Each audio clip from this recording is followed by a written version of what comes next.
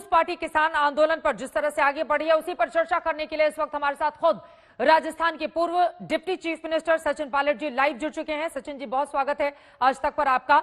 और मेरा पहला सवाल यही है, चाहे प्रधानमंत्री घंटों तक समझाएं या खुद वित्त मंत्री सामने आकर बताएं कि कृषि कानून किसानों के हित में है, लेकिन क्या कांग्रेस पार्टी को इस कृषि कानून और किसानों के जरिए अपनी उड़ान नजर आ रही है? इस वजह से इतना अग्रेसिव अप्रोच है कांग्रेस पार्टी का? देखिए, अगर किसान सारे खुश होते इस कानून से तो लाखों की तादाद में दिल्ली की सरहद पर पिछले 2.5 महीने से इस ठंड में लोग क्यों बैठे हैं?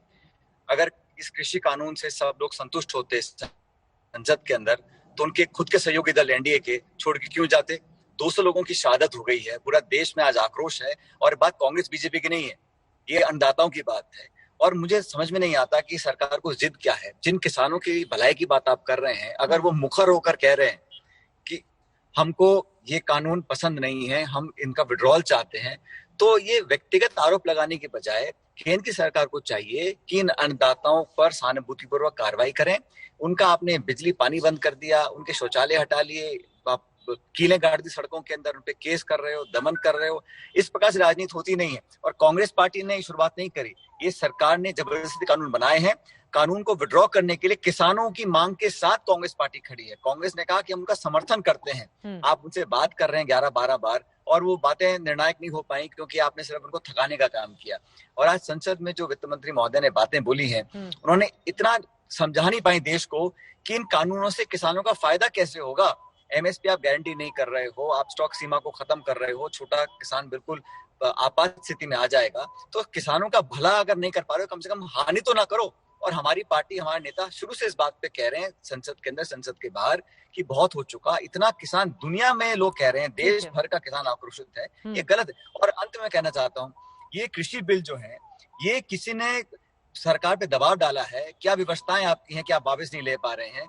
इसलिए मुझे लगता है कि अंत में सरकार को अपनी जिद छोड़कर ये कानून वापस लेने चाहिए। लेकिन जब देश में प्रधानमंत्री खुद ही सामने आकर इस बात का जिक्र करें कि दरअसल इससे पुरानी व्यवस्थाएं खत्म नहीं हो रही हैं, एमएसपी थी, है और जारी रहेगी, ये एक वैकल्पिक प्रावधान है जिसको किसान अपना सकते हैं और अपनी जिंदगी को बेहतर बना सकते हैं। इसके साथ ही मैं जल्दी से बता देती हूँ दर्शकों को, और इसी से जुड़ा हुआ सवाल भी सचिन जी आपसे। आज संसद में निर्मला सीतारमण ने कांग्रेस से कई सवाल पूछे हैं जिनके जवाब आप देंगे, लेकिन निर्मला ने पहला आरोप लगाया है कि जिस कृषि कानून का आज कांग्रेस विरोध कर रही है उसी कृषि कानून की कल तक तो वकालत करती हुई चली आई थी। एक बार सुन लेते हैं, फिर इस पर आप जवाब दीजिएगा। सुनिए वित्त मंत्री को। सर, खड़े होकर के जब फाउंडेशन ले कर रहे थे बजट स्पीच का, जो बजट स्पीच नहीं हुआ उसका फाउंडेशन ले करते हुए फर्स्ट इशू मेरा एक्सपेक्टेशन था, हाँ बजट में चर्चा करने से पहले फार्म लॉस के ऊपर ये बात बोलेंगे, ये स्पष्टीकरण देंगे कि क्यों कांग्रेस पार्टी की पोजीशन यू टर्न लिया। पहले तो इसका समर्थन देते थे, अभी क्यों बदला? पहले समर्थन लेते थे, अब बदल गए हैं, मतलब इसमें राजनीति दिखाई दे रही है कांग्रेस पार्टी को अपनी। सचिन जी, कितना सरासर झूठ बोला जा रहा है। हम लोगों ने कहा था कि हम कृषि में निवेश चाहते हैं, हम कृषि में इन्वेस्टमेंट चाहते हैं, लोगों की भलाई चाहते हैं। ये 3 कानून का निर्माण तो सरकार ने अपने आप किया है। किस किसान से बात करी है? और कांग्रेस ने कभी नहीं कहा कि इस प्रकार के कानून हम लोग बनाएंगे। हमने कहा इसमें साइंटिफिक इनपुट्स आए, इन्वेस्टमेंट्स हो, टेक्निकल सप्लीमेंट्स हो, लोगों को क्रेडिट मिले और मंडियां खुले। लेकिन आपने एपीएमसी का एक्ट बिहार में खत्म हुआ 2006 में। इन 15 सालों में बिहार में किसानों के क्या हाल हुए, उदाहरण हमारे सामने है। ये आरोप लगाने के, यू टर्न की बात कर रहे हैं, यू टर्न तो बीजेपी ने लिया है, आधार पे लिया, जीएसटी पे लिया, एफडीआई पे लिया। और जो काम आप पहले सरकार के विरोध में करते थे, आज सरकार में आने के बाद अपना रहे हैं उसको। आपने विरोध नहीं किया नरेगा का, आज नरेगा की प्रशंसा कर रहे हैं। कांग्रेस पार्टी ने कभी नहीं कहा कि इस प्रकार के कानून हम लोग बनाएंगे। ये कानून गलत बने हैं। और मैं पुनः कहना चाहता हूं कि ये अपनी जिद छोड़ दें और कांग्रेस पे और आरोप बजाय अपने गिरबान में झांके। आप लोगों के ऊपर लगाए गए हैं। निर्मला सीतारमण ने कांग्रेस पर मध्य प्रदेश और राजस्थान में कांग्रेस पर किसानों को धोखा देने का आरोप लगाया है। उनका यह कहना है कि चुनाव से पहले किसानों का कर्जा माफ करने के नाम पर कांग्रेस ने वोट मांगे थे, लेकिन अब तक कर्जा माफ नहीं किया गया। हालांकि बाद में मध्य प्रदेश में सत्ता का परिवर्तन हो गया। एक बार सुन लेते हैं वित्त मंत्री को, इस पर आप जवाब दीजिएगा। सुनिए निर्मला सीतारमण को। फार्मर्स के इतना ध्यान देने वाले कांग्रेस फार्म लोन वेवर के बारे में बहुत सारे स्टेट्स में इलेक्शन जीतने के लिए वायदा देते थे कि फार्म लोन दे रहे हैं हम, प्लीज वोट दे दो। जनता भी भरोसा रख करके वोट दिलाए, मगर मध्य प्रदेश में उसका इम्प्लीमेंटेशन नहीं हुआ। फार्मर्स आज तक मांग रहे हैं लोन वेवर, क्यों नहीं हुआ? हमें वोट मांगा, वोट ले लिया, सरकार बनाने के बहाना किया, मगर सत्ता भी उनके हाथ में नहीं है। मगर फार्म लोन का गुमराह करके किसानों का बैकस्टैप करके चले गए कांग्रेस। राजस्थान में आज भी कंप्लेंट्स है, फार्म लोन नहीं हो रहे। तो किसानों की बेहतरी के कानून पर आप लोगों ने वोट मांगा और बाद में उस मुद्दे से मुकर गए। सचिन जी, ये आरोप है। किसने कहा मुकर गए? जो एग्रीकल्चरल बैंक्स हैं, जो कोऑपरेटिव बैंक्स हैं, उनके सभी लोन माफ कर दिए गए हैं। सिर्फ नेशनलाइज्ड बैंक्स, जिसमें केंद्र सरकार की सहमति हमको चाहिए, उन बैंक से नेगोशिएशन कर रहे हैं। क्योंकि जैसे आप कॉर्पोरेट लोन वेवर करते हैं केंद्र सरकार, उसी प्रकार की राहत हम लोग चाहते हैं कि आप नेशनलाइज्ड बैंक से बात करिए और हम कर देंगे। लेकिन वहां पर केंद्र सरकार का हमको समर्थन नहीं मिल रहा। बाकी जितने भी कोऑपरेटिव बैंक्स हैं, एग्रीकल्चरल लोन्स हैं बैंक्स के, वो हम सब लोन वे ऑफ कर दिया है। लेकिन ये तो 5-5, 6-6 लाख करोड़ उद्योगपतियों के माफ कर रहे हैं ना। इन लोगों को तो नरेगा में पैसे देने में दिक्कत है, वैक्सीन फ्री करने में दिक्कत है, और औरों पे आरोप लगा के आप अपना पाप कैसे धो सकते हैं? आज इन कानूनों को बनाने को आप जस्टिफाई कैसे कर रहे हैं? क्योंकि किस स्टेट ने क्या कहा, ये नेशनल कानून है, आपने किस स्टेट से संपर्क किया, किस स्टेट से विचार विमर्श किया, किस फार्मर यूनियन से संपर्क किया?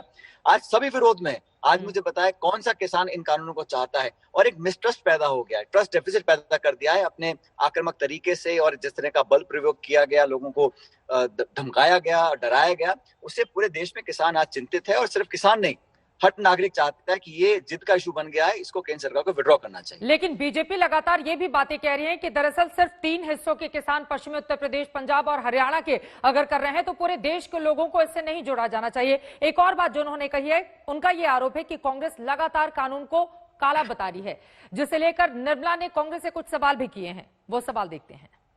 मैंने सोचा वो खड़े होकर के फाउंडेशन बजट के भाषण देने से पहले ले कर रहा है, उस समय कम से कम ये बात बोलेंगे कि मैंने आदेश दे दिया पंजाब सीएम को।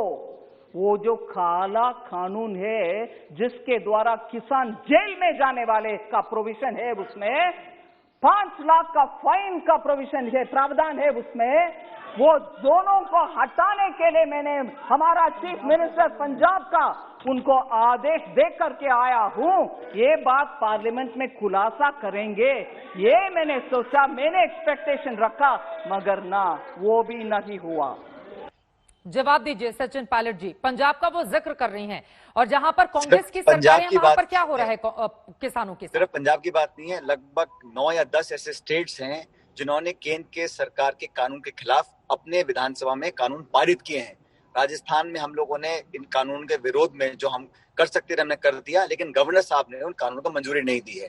हम लोगों ने ऐसे, क्योंकि ये स्टेट सब्जेक्ट है, कंकरेंट सब्जेक्ट है, स्टेट गवर्नमेंट से आपने कंसल्ट ही नहीं किया। और सिर्फ कांग्रेस की बात नहीं है, जो विपक्षी दलों की सरकारें हैं उन सब लोगों ने, चाहे वो बंगाल हो, चाहे पंजाब हो, चाहे छत्तीसगढ़, राजस्थान हो, हम सब ने अपने अपने कानून बनाए विधानसभा के अंदर। और हम लोगों ने गारंटी दिया है, चाहे कॉन्ट्रैक्ट फार्मिंग हो, चाहे जो हम काला किस लिए बोल रहे हैं, काला इसलिए बोल रहे हैं क्योंकि इसमें सिर्फ चंद लोगों को लाभ मिल रहा है। जो लघु किसान है, छोटा किसान है, उसको लाभ नहीं मिल पा रहा है, इसलिए इनको काला कानून बोला जा रहा है। अब आप उसकी संज्ञा डिफाइन करें, बोलेंगे इससे लाभ क्या है? आप कानून किसान को ऑप्शन दे रहे हैं, मंडी बंद कर देंगे, मंडी बंद घोषणा नहीं कर रहे हैं, लेकिन जिस प्रकार से पीएसयूज बिक रही हैं, हवाई जहाज, एयरपोर्ट्स बिक रहे हैं, पोर्ट्स बिक रहे हैं, निजीकरण हो रहा है डिसइन्वेस्टमेंट के नाम पर, इसी प्रकार जो किसान के व्यापार करने वाले लोग हैं, जो लघु किसान हैं, वो चुंगल में फंस जाएगा उद्योगपतियों के, और वो नेगोशिएट नहीं कर पाएगा बड़े बड़े वकीलों से। इसलिए उसको कानूनी कवच दिलाना चाहिए, उसको सिक्योरिटी नेट प्रोवाइड करना चाहिए, वो केंद्र सरकार कानून में नहीं किया गया है।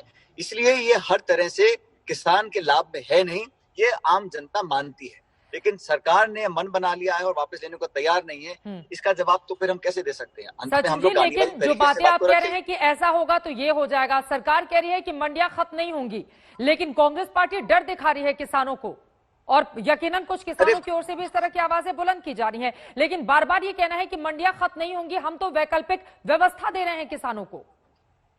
तो बीजेपी ने तो वादा किया था कि किसान की आमदनी दुगनी होगी, वो तो आज तक हुआ नहीं है। उन्होंने बहुत सारे वादे, कहना क्या है, करना क्या है? आज देखिए ना, आप देश के अंदर, आप अगर देश में बीएसएनएल भी है, एमटीएनएल भी है, लेकिन वो लगभग खत्म हो चुके हैं। इसी प्रकार अगर मंडी समाप्त हो जाएगी और बेहतर विकल्प नहीं होगा तो कुछ वर्ष के बाद एक मोनोपोली बन जाएगी, 2-5-6 लोग कंट्रोल करेंगे मार्केट को।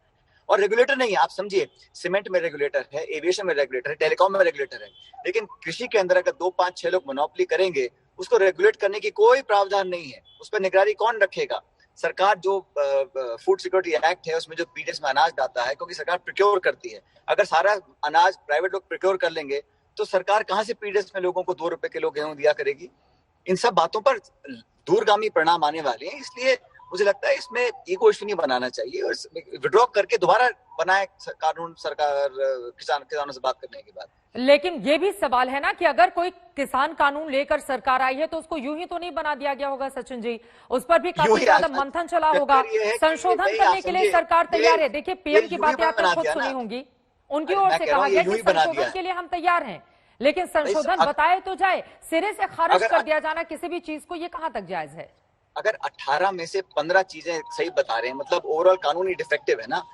और आप बताइए किस किसान यूनियन ने, किस किसान ने, किस स्टेट गवर्नमेंट ने कहा कि ऐसे कानून बनाइए? किससे चर्चा हुई, किससे विचार विमर्श हुआ? स्टैंडिंग कमेटी के पास गया नहीं, पार्लियामेंट में डिबेट हुई नहीं, जबरदस्ती से इसको थोपा गया है, इसलिए किसान विरोध में है। ये तो किन लोगों को मजा आ रहा है क्या 3 महीने से पड़े अपने घर बार छोड़ के ठंड के अंदर? किस व्यक्ति को मजा आएगा सड़क पर पड़े रहने से? ना खाने को है, ना पीने को है, फिर भी लोग पीड़ित हैं, दुखी हैं। अब उनको आश्वस्त करने के लिए जो सरकार को करना चाहिए था वो नहीं कर पा रहे हैं, इसलिए अविश्वास पैदा हो गया है और एक ऐसा स्थिति पैदा हो गई है जहां किसान अपनी बात मनवाना चाहते हैं और केंद्र सरकार अपनी जिद को छोड़ नहीं रही है। लेकिन एक जिद की स्थिति भी तो देखी जा रही है ना सचिन पायलट जी, और उसके जरिए कांग्रेस भी अपनी सियासत को आगे बढ़ा रही है। कहा जा रहा है कि जाट वोट बैंक पर आप लोगों ने अपनी नजर गड़ा के रखी हुई है, चाहे राजस्थान हो या उत्तर प्रदेश हो।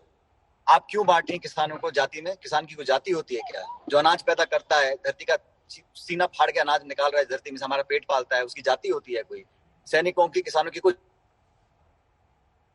जाति नहीं है। और बात कांग्रेस की नहीं है। कौन से चुनाव आ रहे हैं? चुनाव आए चले जाएंगे, लेकिन कानून अगर बन गए गलत तो उसका कौन खामियाजा भुगतेगा? और इस देश में जो किसान बोल नहीं पाता, जो बहुत सीमांत किसान है, उसकी मदद करने के लिए हम सामने नहीं आएंगे तो हम किस प्रकार की राजनीति कर रहे हैं? और हम नहीं कह रहे हैं कि आप मत बनाओ, इनको विड्रॉ कर लो और फिर जो किसान चाहते हैं उनसे बैठ के बात करो। अगर मैं कहूं मुझे आपके लिए क्या भला है, मैं जानता हूं, वो गलत होगा। मैं आपसे पूछना चाहिए कि आपके भले के लिए हम क्या कर सकते हैं, उसके आधार पे कानून बनाने चाहिए। ये तो जिद में आपने बना दिया, बना के आप विड्रॉ नहीं कर रहे हैं, पूरे देश में हाहाकार मच रहा है, इसको आप कह रहे हैं ये फला वर्ग की है, फला स्टेट की है। ऐसा नहीं है, किसान पूरे देश में है और जिन जिन लोगों को मालूम पड़ रहा है कि इस प्रकार से हमारे लिए विश्वास हमारा टूट सकता है, वो लोग आ रहे हैं। लेकिन अच्छी बात यह है कि किसी भी किसान ने कहीं पर कोई कानून नहीं तोड़ा, गांधीवादी तरीके से बहुत शांति से 3 महीने से लोग बैठे हुए हैं। ये छोटी बात नहीं है, कोई अहिंसा की कहीं वार्ता नहीं हुई। और रिपब्लिक डे पे जो हुआ गणतंत्र दिवस पर, उसमें सख्त शब्दों में निंदा करता हूँ और जो पकड़े गए हैं उन पर कार्रवाई होनी चाहिए। पता करो कि किसान है कि नहीं है। किसान आंदोलन की आड़ में उपद्रवियों को मौका नहीं मिलना चाहिए कि इस तरह की अराजकता वो फैलाएं जिस तरह की 26 जनवरी में स्थिति देखने को मिली। बहुत शुक्रिया सचिन पायलट जी आज तक से जुड़ने के लिए और कृषि कानूनों के मुद्दे पर बातचीत करने के लिए। सरकार बार बार भरोसा दिला रही है कि कृषि कानून किसानों के हित में है, वहीं कांग्रेस पार्टी आरोप लगा रही है कि कृषि कानून को रद्द किया जाए। किसान भी अपनी मांग पर अड़े हुए हैं, बीच का रास्ता कैसे निकलेगा, ये बड़ा सवाल देश के सामने अभी भी कायम है।